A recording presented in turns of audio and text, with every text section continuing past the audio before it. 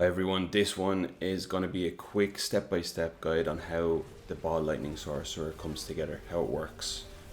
I'm just going to quickly blast through this. I know there's a lot of guides out there at the moment, but this is just a really simplified version.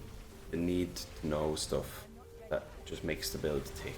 Once you have this down, you can go and tweak it and make your own improvements or variations on it. But this is what you need to get going. So step one, you need the gravitational aspect. No ifs, ands, or buts. You need this aspect.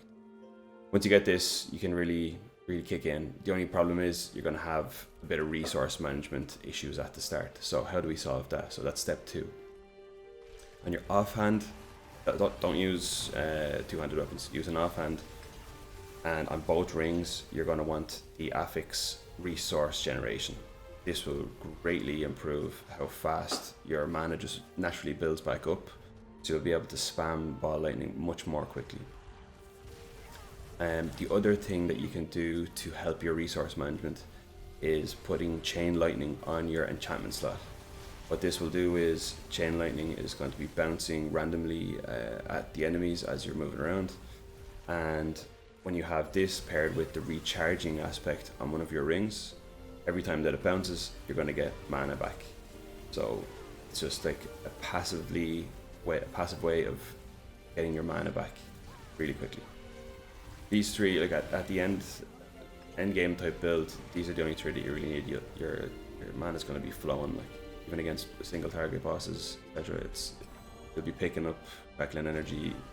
Just your mana won't be an issue at this point. If you really want more resource management, you could get Prodigy's aspect, which will give you mana back for every cooldown that you press, or you can wear the T-Bolt's Will trousers that will, every time you get unstoppable, you'll get 50 mana. So step 3 then is attack speed. You need to ramp the attack speed. Ball lightning scales off attack speed basically, and this season thankfully we have Ravenous, the vampiric power.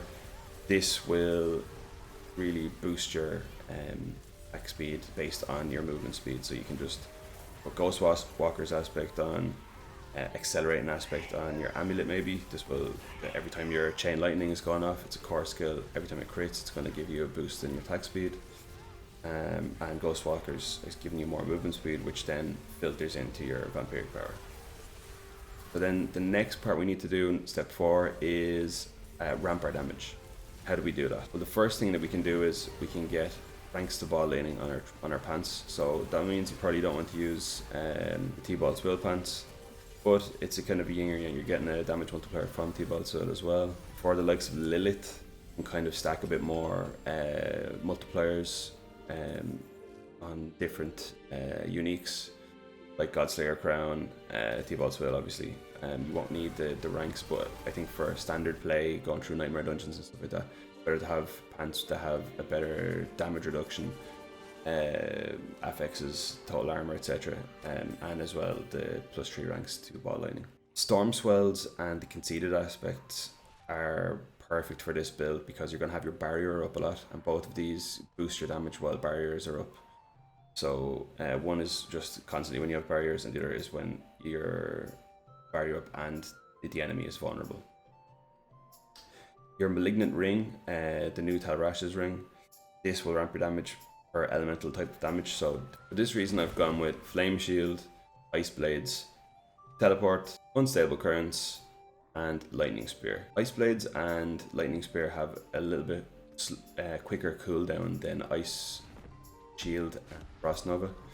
So for this reason I think they're better, and as well Ice Blades is giving you your ice damage.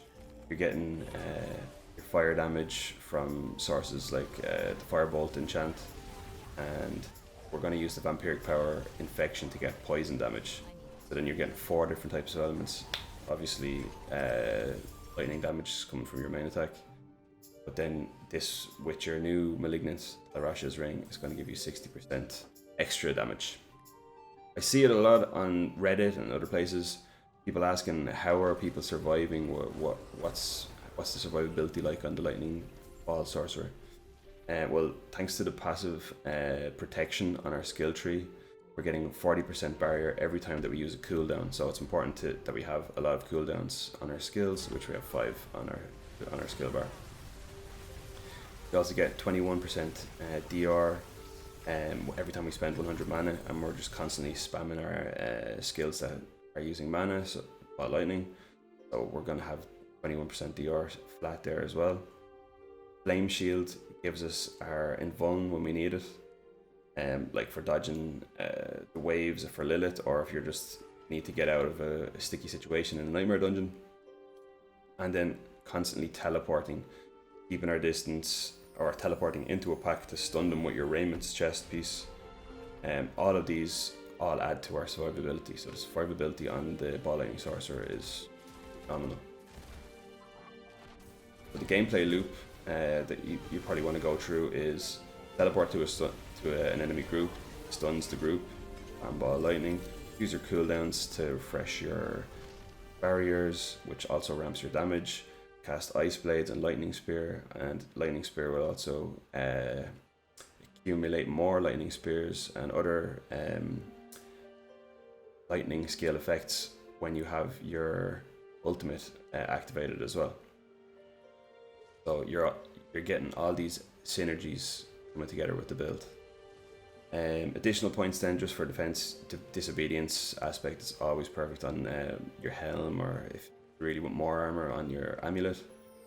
And then Raiments for speed farming is the best, because you're sucking all the enemies in and stunning them. Just for ease of movement, quickly moving through the dungeon. The Oculus is a good main hand weapon for speed farming. You're just able to teleport way more often, getting all those extra ranks of teleport, and as well your evade becomes a teleport. And with the Metamorphosis vampire power, you're not getting the disadvantage of the random teleport.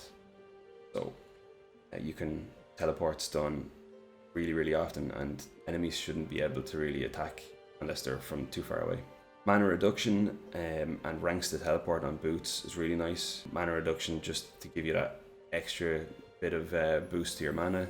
All stats and intelligence are great on your main hand, and get intelligence on other pieces of gear. It's great because it's going to add to your resistance, all resists, and your overall damage. Speaking of resistances, Sorcerer's probably one of the best. Demon the Necromancer, for being able to get to max resist. You can do so basically with just the Paragon board and your intelligence stat. I haven't had to put any elemental resistant affixes on any of my pieces of gear, so it's just freeing up an extra slot for damage or other damage reduction stats that might be more useful. And as I said, E-bolts, like for when I really wanted to ramp the damage against Lilith to try and see if I could skip all those steps, all her mechanics, I found that the Godslayer Crown and T-bolts, or if you want to put on Esu's Heirloom on the boots as well, just all those little extra stacks of all those little damage multipliers that are coming in really ramp the damage and just annihilates her health pretty quickly. You've probably seen in the video, it's gone through already. But that's it. That, like, the Lightning Ball Sorcerer, once you basically sort out getting the gravitational aspect, and then sort out your mana management, the build just builds itself. It's absolutely phenomenal build.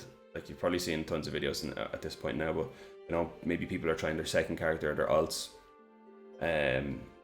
or they're just getting ready for the Abattoir of ZIR, which is coming up in a couple of weeks' time.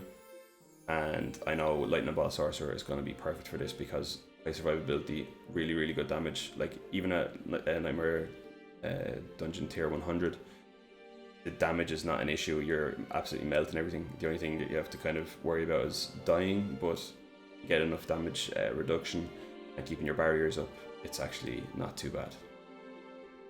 So if you like this video, give it a like. Tell me in the comments. I don't really liking and sharing, blah blah blah, whatever, but just tell me what you think.